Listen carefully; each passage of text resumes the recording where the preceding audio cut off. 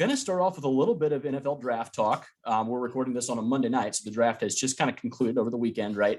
And if anyone listened to our last pod, we do apologize for the audio. But if you heard anything through the bad audio, you will realize that we as college football fans really struggle with certain players getting undervalued. I'm a Georgia fan. Nakobe Dean falling like he did is a travesty. It is absolutely a travesty. The Eagles are my new favorite NFL team. That's just how it is when Jordan Davis and Nakobe Dean go there.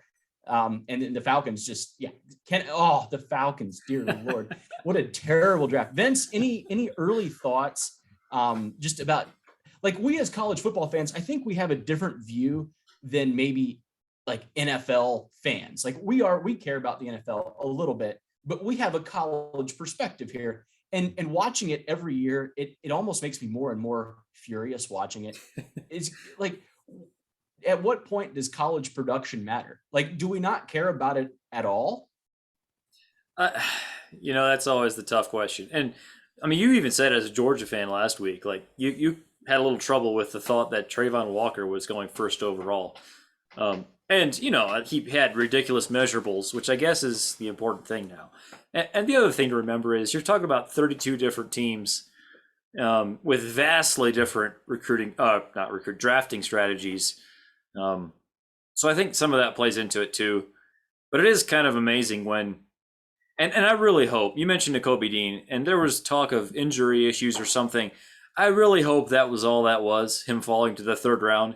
Because if NFL teams were stupid enough to wait until the third round to draft him, like it's a little bit how I felt last year with Jeremiah Owusu-Koramoah. I mean, they're kind of comparable because you have two Butkus Award winners who felt like slam dunk top linebacker probably in their class and didn't end up being the top linebacker drafted.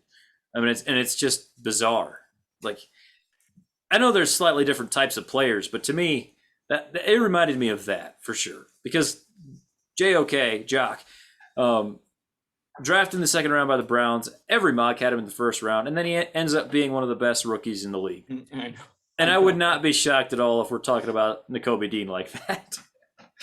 The odds that he wins Defensive Rookie of the Year is extremely high.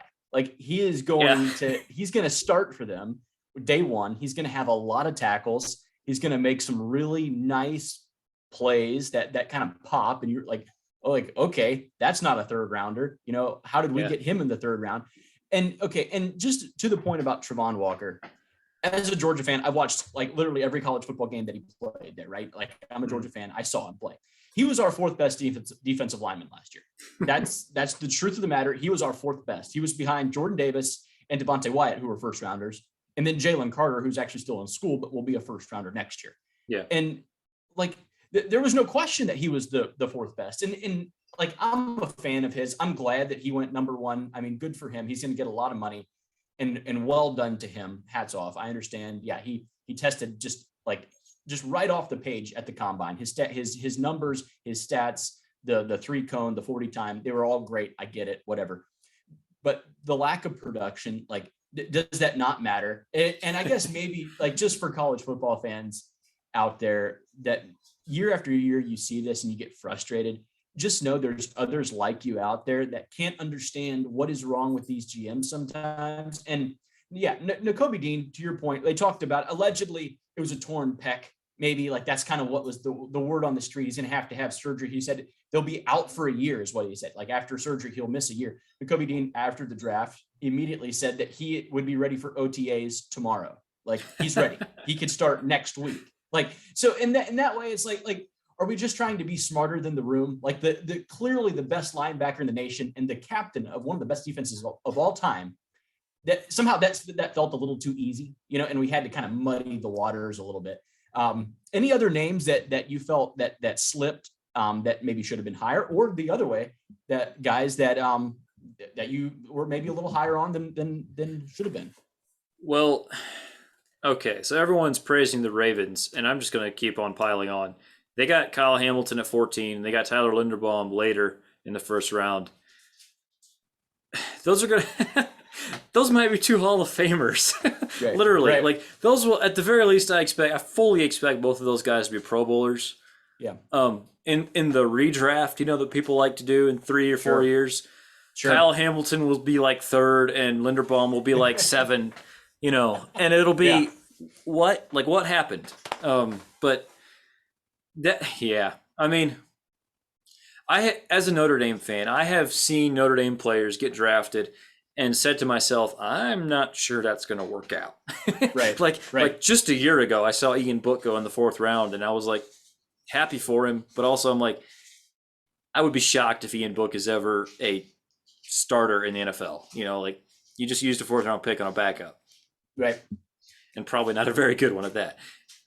On the other hand, there's been times when I felt very good about a Notre Dame player coming out of college. And Kyle Hamilton, after Quentin Nelson, who I have felt the most 100% confidence in coming out of college, Kyle Hamilton is next on the list of the 15, 16 years I've been watching Notre Dame.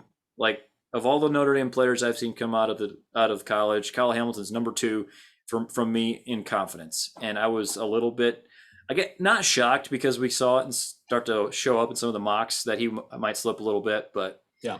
you can't convince me that there's 13 players better than Kyle Hamilton in this draft. Was it his 40 time? Didn't he have a slow 40? I mean, it's kind of like he ran like a 4.59, which is not crazy fast, but he's also 6'4" and with crazy long arms. And he was really good in all the other like movement drills.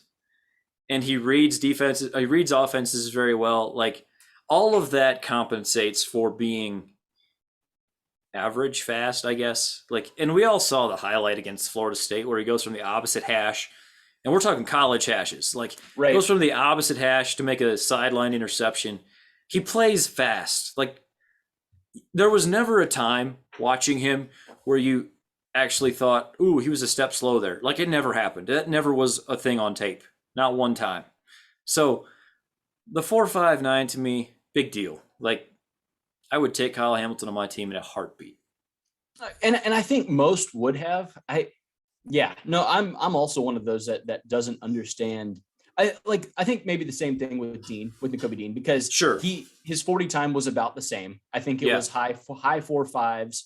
And it was like, we'd rather see you go a little quicker for an undersized. He's a little undersized, and his arms are clearly too short to tackle. We all know that his arm length is far too short. He can't tackle at an SEC level, and everyone knows that. Right. But the play that we saw in the playoff game against Michigan, where they had a running back split out wide to the sideline, he then goes in motion. They take the snap as he's going in motion. They flip it to him all the way on the other side of the field, on the opposite sideline, a swing pass to the opposite side of the field. And Nakobe Dean has actually beat him to it and tackles him for -4.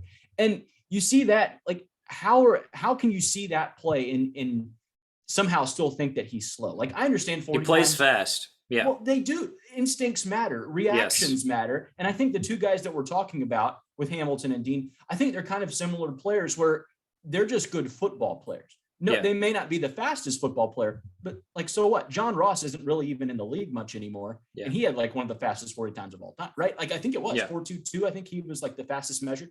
So being fast is great, but being smart and being instinctive and having really quick reactions and even better judgment, I think that matters more. And I think maybe you hate to say that GMs are like, can't pick up on those things, but I just feel like me and you, we know these two players, and we really feel they're going to be studs for a long time. And why not take them? We'll never know. And hey, I will admit, there are certain players that are incredible in college, and you really have faith in them too. You have faith in them, and they turn out and kind of flop in the NFL. That just happens. That does happen. And there's no doubt in it. Like, the GMs were ahead of it on that, on that movement, and they knew what they were looking for, I guess. But in this, it just feels like everyone has clearly just tried to outthink the room and try to be too smart. And I'm not buying it. I don't think you are either. I guess we'll all find out. Hopefully for college football fans everywhere, you just feel that you have a little bit of company of people that just despise the Mel Kipers of the world that say that he's clearly too slow and his arms are too short. He can't tackle. So.